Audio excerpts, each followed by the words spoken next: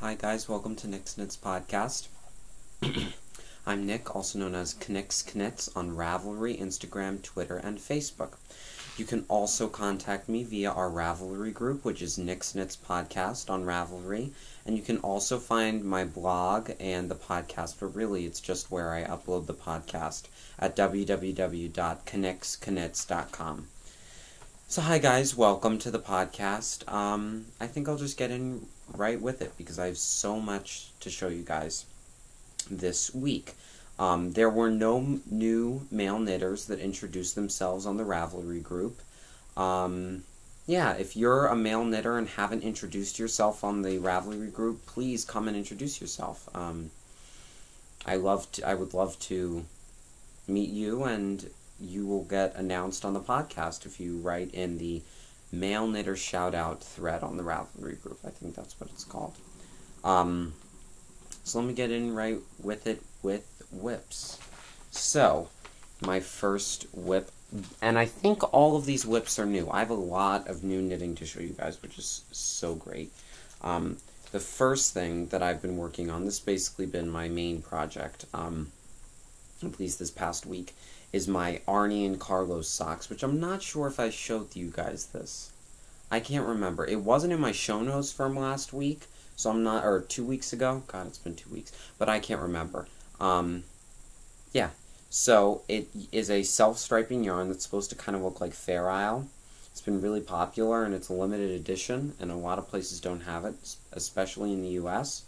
But one of my great viewers sent me two 50-gram balls of two colorways, and this colorway is, hold on, yeah, I'll just use the other ball. It's like Summer Night, I think.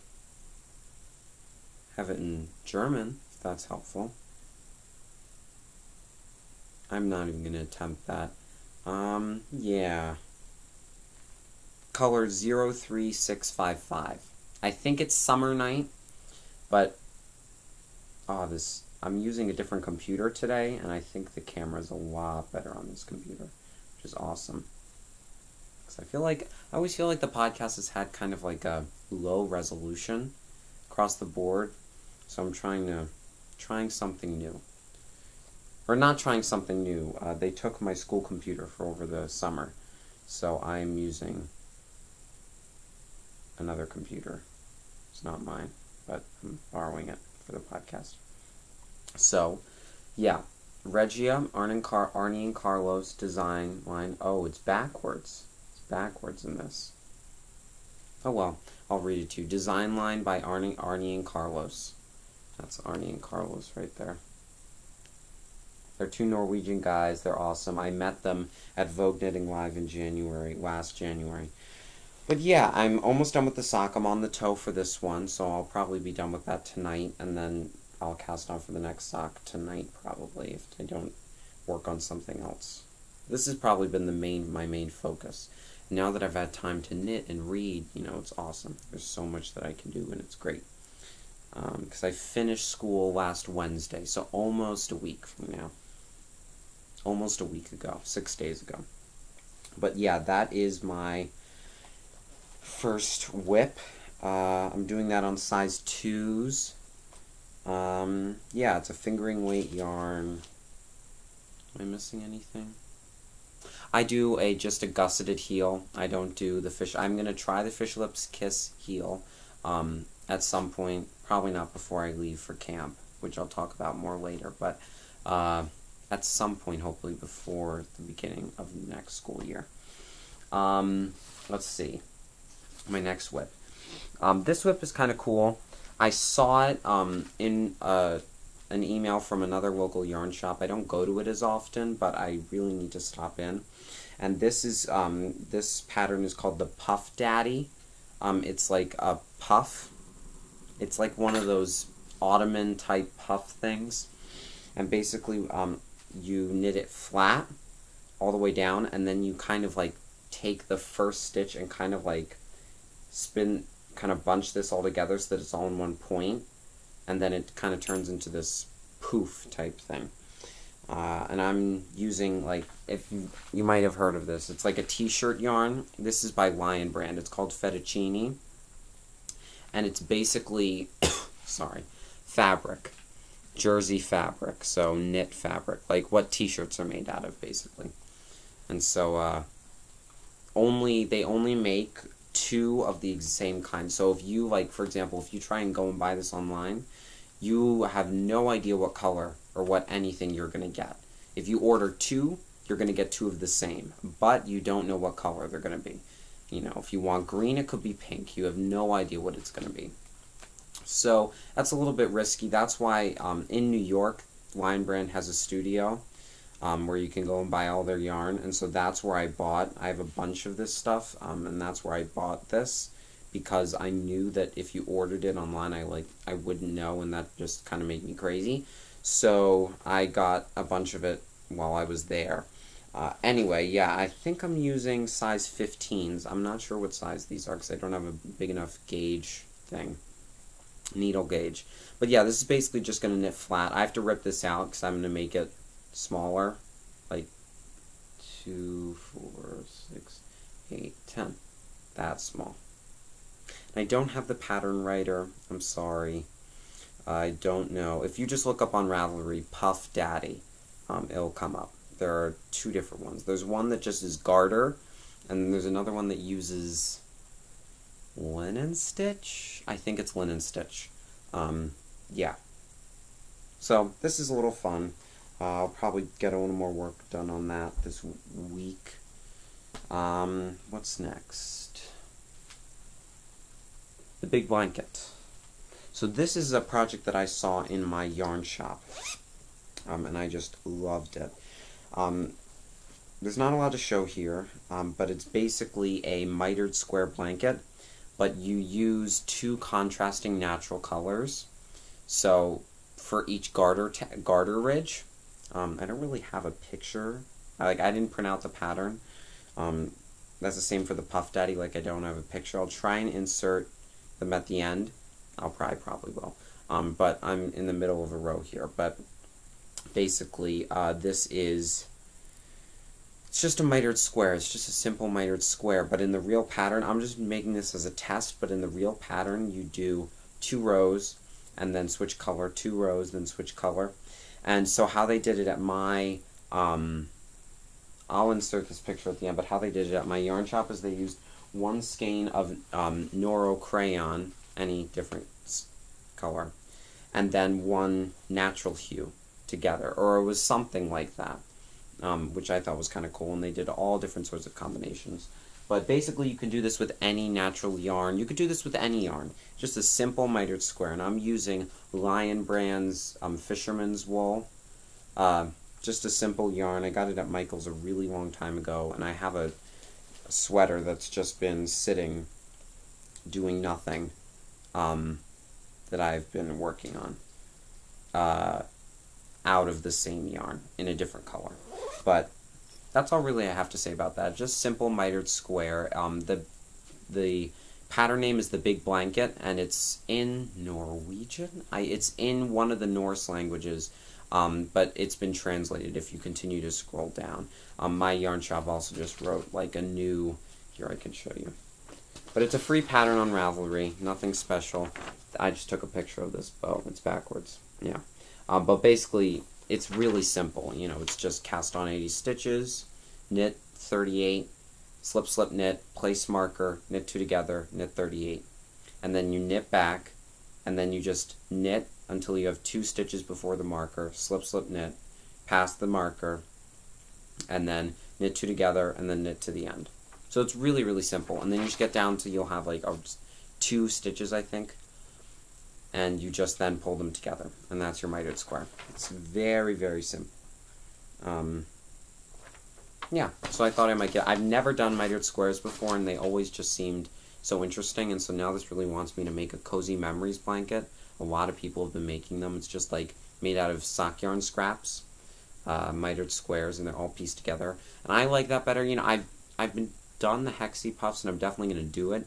It's going to take me a really long time to do it, but I'm going to end up doing it because I just love that feel.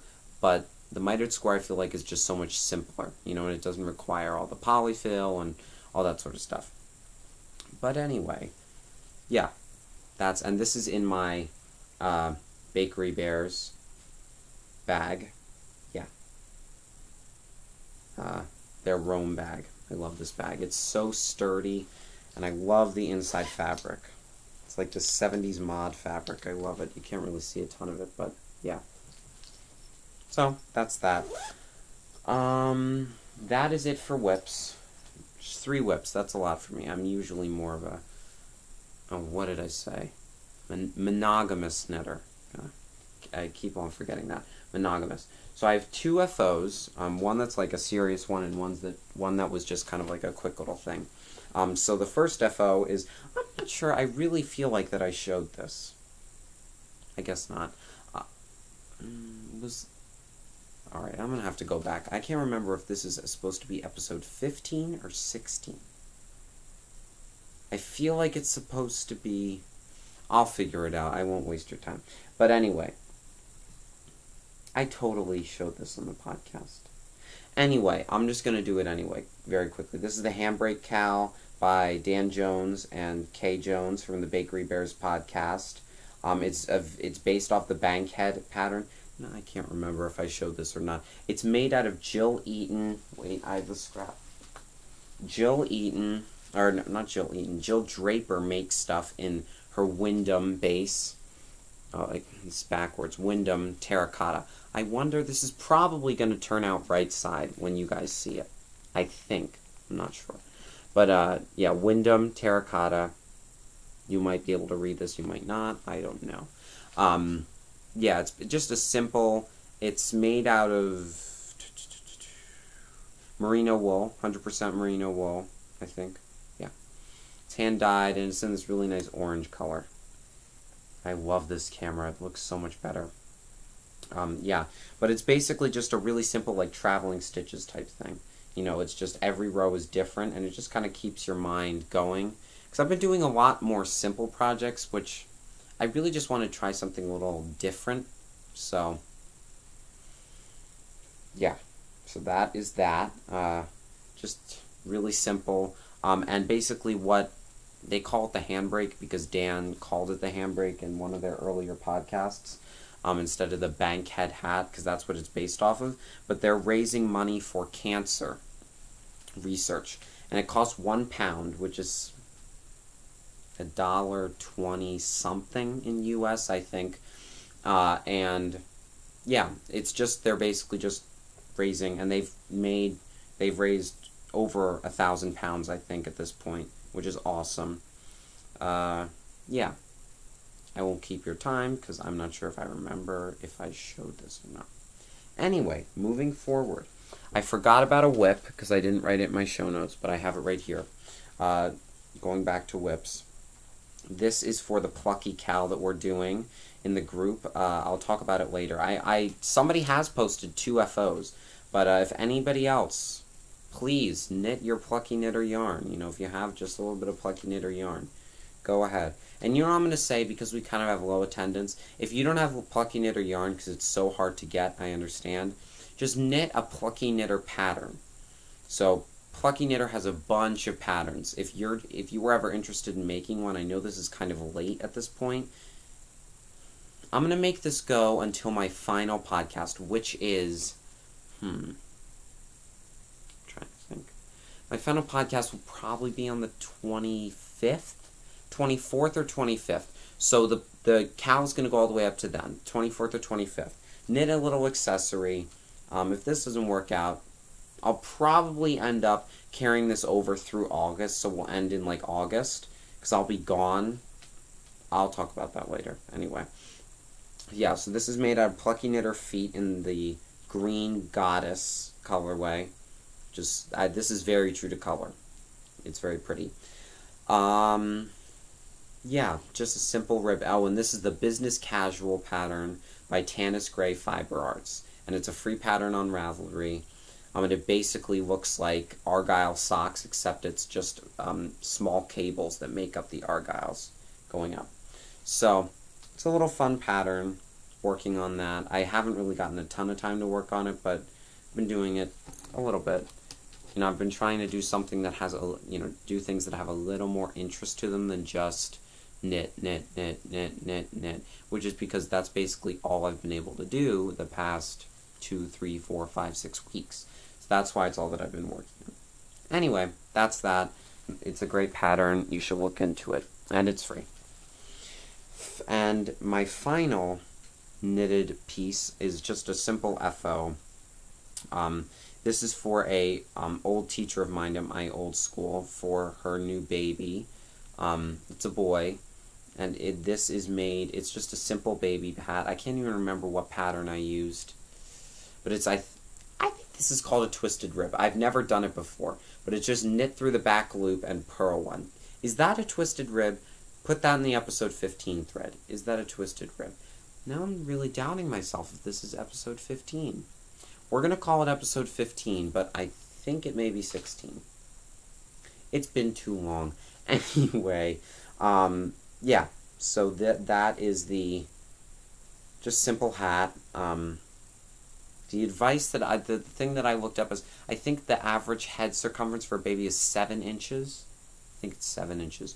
And then I knit 4 inches before I decrease, if that helps. I can't even remember how much I casted on. I think it's 40 something. Anyway, I'll link it in the show notes. No, I won't. It's a simple baby pattern. You can look it up. There are bajillions of them on Ravelry. Look it up. It's a free pattern. And this is made out of Euro. Here, I have another different colorway of it right here. Baby Soft Chunky. Euro Baby Soft Chunky. That should be turning out the right way for you, hopefully. If not, you're just looking at backwards words, and you can enjoy that. Yeah, so it's just a really nice soft yarn. It's made out of 55% acrylic, 45% cotton. It is machine washable, which is good for a baby. And it's pretty inexpensive. $10 for a big enough ball where you can make probably 10 or 15 baby hats. I would say this is a really good yarn for making. It's a newer yarn. It's come out recently, within the past year, I think. But it's just a good yarn if you're trying to do some charity work. You know, $10. It's a great yarn. It's soft. It's perfect, but it's not merino soft, because I know some babies can't do merino. They're allergic to it, but this is a cotton and acrylic, and I'm pretty sure almost all baby hats in hospitals are made out of this. This would also be good for chemo caps. It's not like cashmere. It's not like butter soft like that. It's more soft, but it has the cotton feel to it. And it's a good acrylic. Don't be alarmed by the acrylic content. So that's that. And I still have a bunch left because my brother bought this for me for Christmas, and he wants me to make tube socks for him. And I'll get to that eventually. Probably not before I leave for camp, but I'll get to that. And you guys are probably thinking, what is he talking about camp? And if you watched last week's episode, I mentioned it probably, if not the one before that. But I'll talk about it later.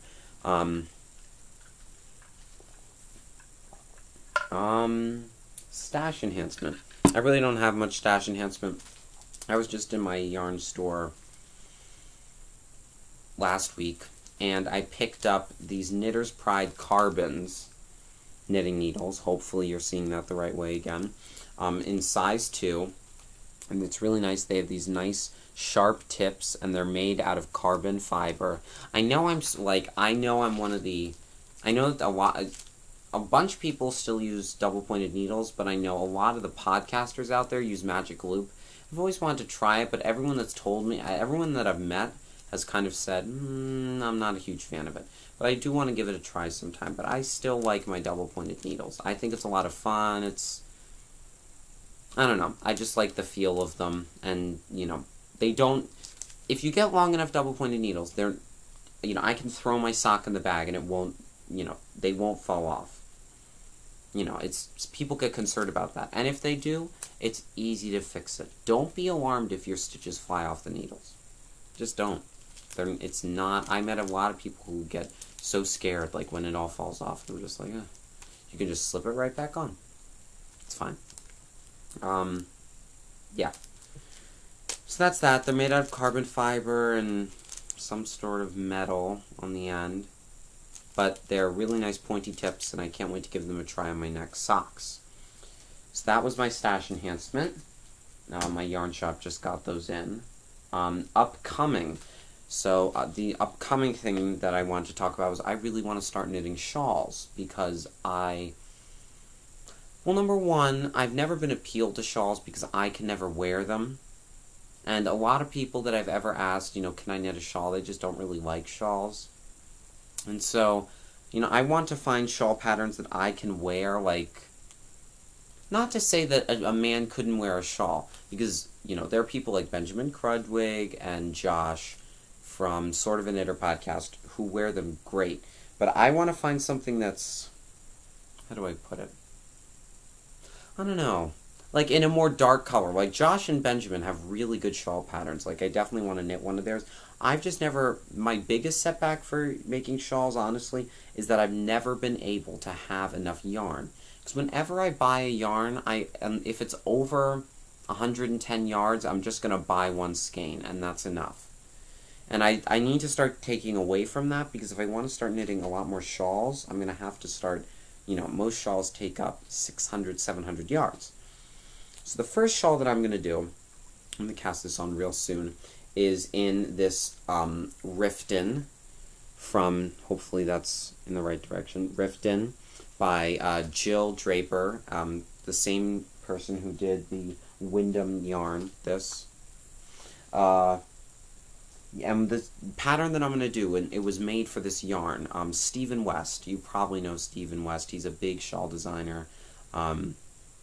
I like him. He could sometimes have this huge spectacle going on that's, I'm not too into it. I don't think it represents male knitters very well. But anyway, not to put my opinion out there. Basically, you've probably seen his dotted rays shawl. It's been in a lot of the top lists. The picture that you probably recognize is him, like, he's wearing glasses, and it just has this green shawl in it that has eyelets all in it. And he made another version using this yarn that's made for self-striping, which I'm going to try. He actually did it in this colorway. I think I'll just give it a try, give it a shot, see how it goes. Yeah, I think it'll be interesting. I love this yarn. It's a mix of dyed and then natural shades, which I think is really cool. At first, because I saw this at Vogue Knitting, when I got this online, but when I saw it at Vogue Knitting Live, I was kind of like, I don't really like the colors, I'm not a huge fan. But then, when I saw it online, I just got a better feel for it. So, that's that. That's all I want to say about that. And the shawl pattern, again, is Dotted Rays shawl. And I'll talk about shawls in two sections. In a second. But I think that's all I have to say about that. It's called Riften. I'm not sure if she still has any of this in her shop. It was like a limited edition thing. She didn't really do a bunch of them. But I think last time I checked, and again, this was a while ago. It's actually behind my computer. I won't grab it. She had this in an orange colorway, which I also have the other colorway, and it's orange and then browns and grays, and I think that's it. But it's really cool. But I like this one. It's a little more dark. I think it'll be good to start off with. I think I might make socks out of the other one. Even though it's just 100% wool, I can probably just put some sewing thread in the heel. And if holes get in it, no big deal. They'll probably just be house socks anyway. So that's all I have to say about that. So a new kind of segment that I've been adding, or that I'm adding as of today, is the What Am I Reading section, because I've been talking about comic books and all that sort of stuff and what I've been reading, and so I thought I might just make it its own section. This is kind of like comic book / what I'm reading, but this week it's specifically comic books, and I'll kind of switch off, because I do have other books, like real books that I've been reading, but I just thought I might start off with this, because this is what I've been reading, because I've been sort of brain dead lately. First book that I've been reading, and I got both of these from my library, is the Dark Horse Star Wars Omnibus, The Complete Saga book. And basically what this is it recounts the movies of Star Wars from episodes 1, so it goes 1, 2, 3, and 4. So it does all those movies.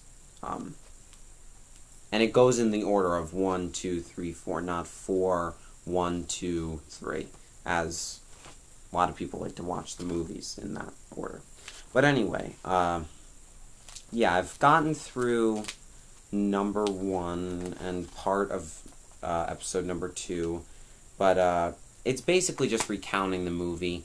Marvel just came out recently, and it's this huge book with this, it's like $88, and they came out with basically almost all of the original Star Wars comics, which in some cases don't have any relation to the actual movies, so it's just adding, because basically Marvel got the right to go and do what they want prior to the movies coming out, so they didn't really know a lot about the plot line of the actual movie, so they kind of just did what they wanted.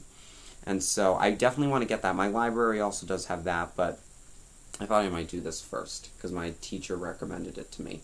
And this is made by Dark Horse. It's no longer published. You can't really find it anywhere for under $60, and that's why I got it from my library. My library is really, really good about books. They have a lot of different comic books, and they have a lot of books because I'm a part of a branch system. But if you are ever interested in finding a book and your library doesn't have it, a way that I would recommend that I've told people about, and they just like, I've never heard of that before. It's called the Interlibrary Loan System, and basically libraries can search a database of a bunch of libraries from around the country, and then if a library has it, then that library can send it to your library, and then you can take it out. A lot of libraries participate in it. My branch does, but I would look into it if you're ever, if your library doesn't have a book and you really want to read it.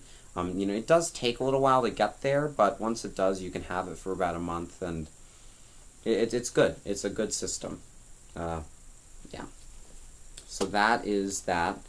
I'm only a little ways into movie 2, or episode 2, so there's that.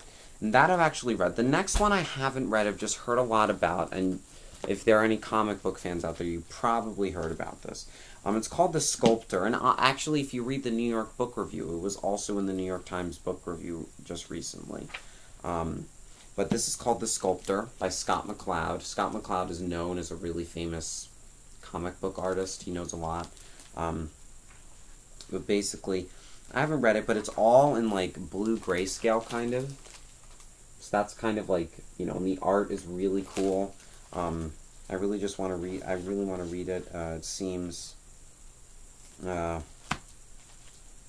interesting. My teacher recommended it, and this also came from my library, which is good, because this thing is $30. Yeah, it's $30 to buy it, and for me to just get it from the library, and especially he said he pre-ordered it and he sent it back. He just didn't really like it, so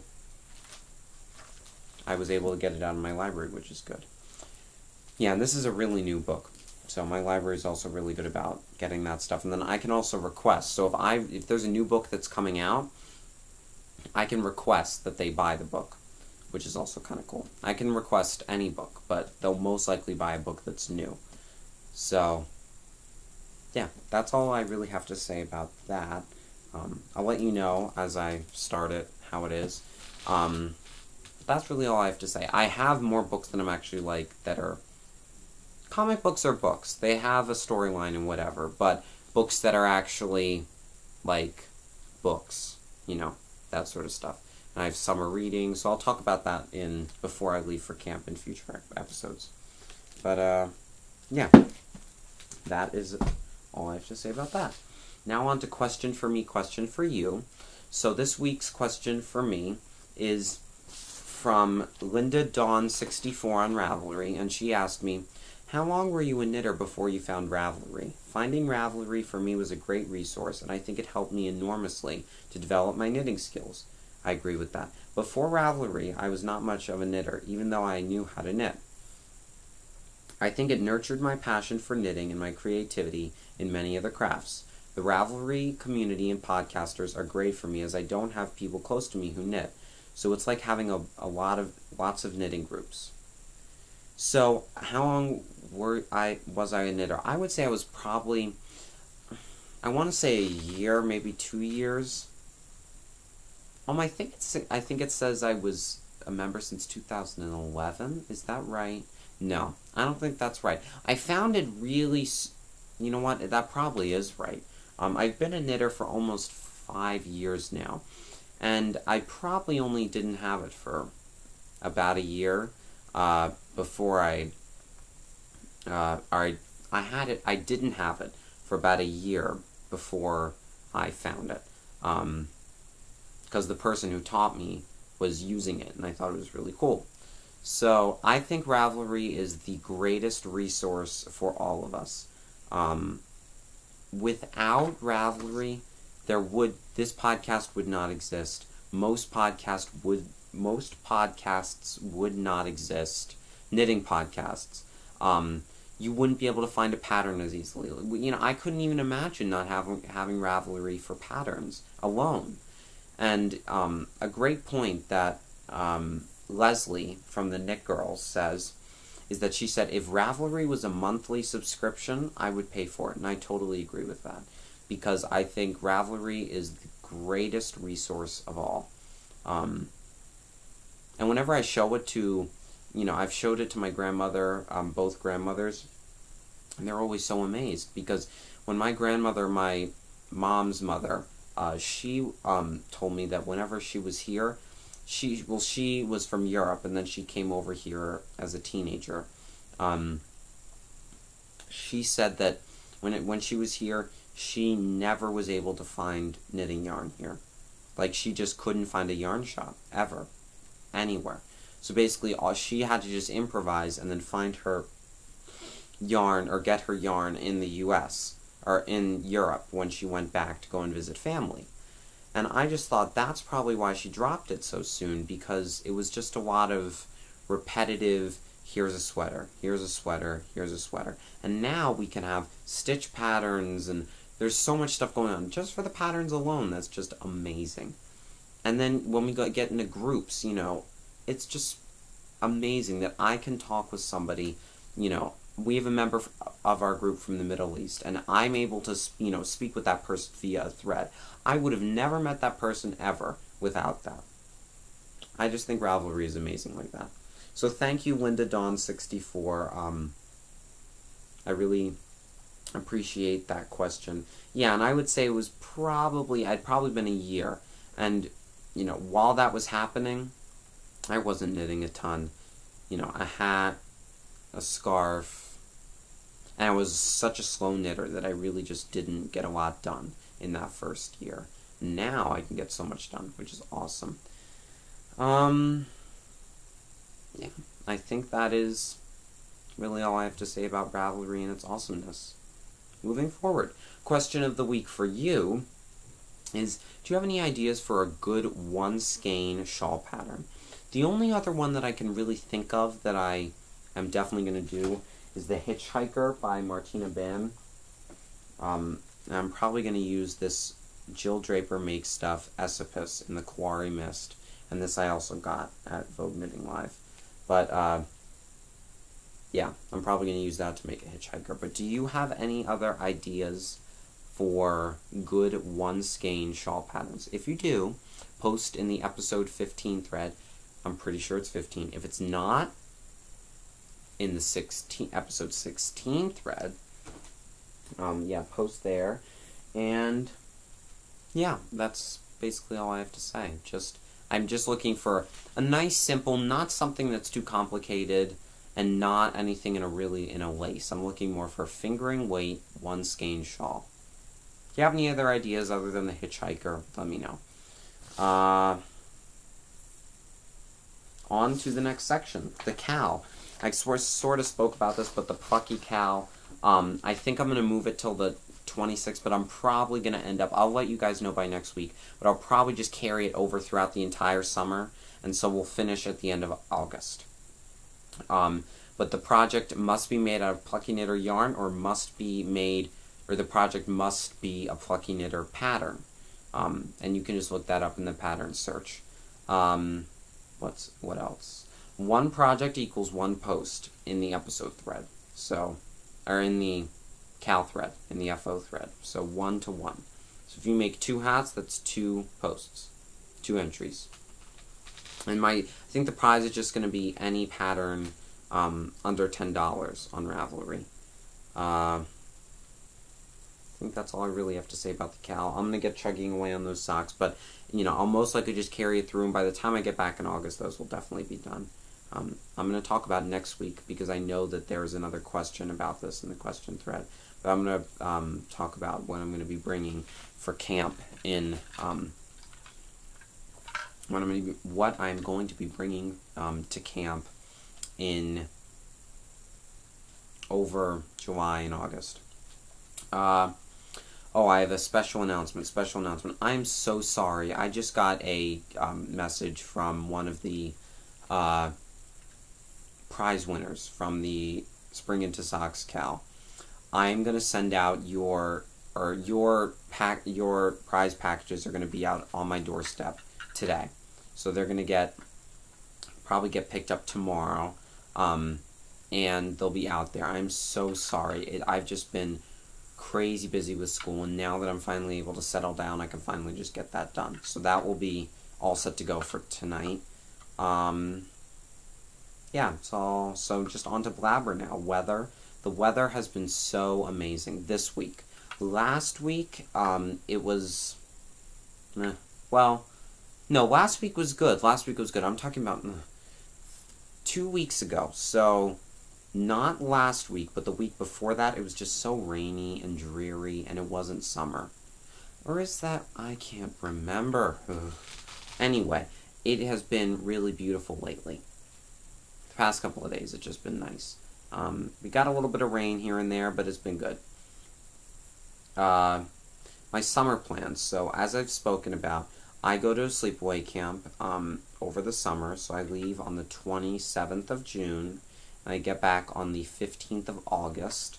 So, I'm gone. I won't be podcasting throughout any of that time. But before then, I'll just be basically around here, probably going to the beach for a few days, not doing much, which is good. I definitely I like to just relax, and so that's good. Knit, read, just enjoy. So those are basically my summer plans. I don't have much else that I'll be doing, and I'll talk a lot more about camp next week in the question for me, question for you section of the podcast. I think that's really all I have to say for today. I'm trying to think if I'm forgetting anything else. I think I covered most of it. Just about at 38 minutes. So, and if you guys see a different editing scheme, it's most likely because I'm going to be using YouTube Editor from here on out, just because it's easier and it's all in YouTube, so it just makes my life easier. Also, I would like to get your feedback on whether or not you think I should continue to have show notes. I'm going to obviously keep doing show notes for myself, but I just feel like I don't have time to link into every single thing, into all the shops and yarns, and I know a bunch of podcasters do that, but what I think I'm just going to do is what Darren and Amy from the Knitting in Circles podcast do, is they basically just... They have their project pages and their stash pages and all that sort of stuff on Ravelry, so you can look at that, but they don't have any formal show notes, and I think that's what I'm kind of the aiming that I'm going towards. And obviously, if there's anything important, I'm going to put it as a show note, but I just don't think that there are that many people that really read and or enjoy the show notes. So, I think I'm just going to do that. So anyway, thank you very much. Make sure that you go and join the group if you're watching this on YouTube. Or on the website. Make sure that you please go and join our Ravelry group, Nick's Knits Podcast. And let me know what you think about the podcast. I definitely think the video quality is better for today. And hopefully the microphone is good for today also. But if not, I'll fix it. But please, let me know. I didn't like this. I couldn't understand you. I couldn't hear you. You were going too fast. Whatever. I really just want to make your experience the most enjoyable with the podcast. So yeah, have a great week, and I will see you all next week. So next Tuesday, I'll do another podcast. Next Tuesday. I'm going to do next Tuesday, and then probably after that, let's think. Probably on the 21st, I'll do a podcast, and then I'll do something on the 25th, most likely. So that's probably the schedule. Next 3 podcasts before I leave. Have a wonderful week, and I will see you all very, very soon. Bye, Centennial.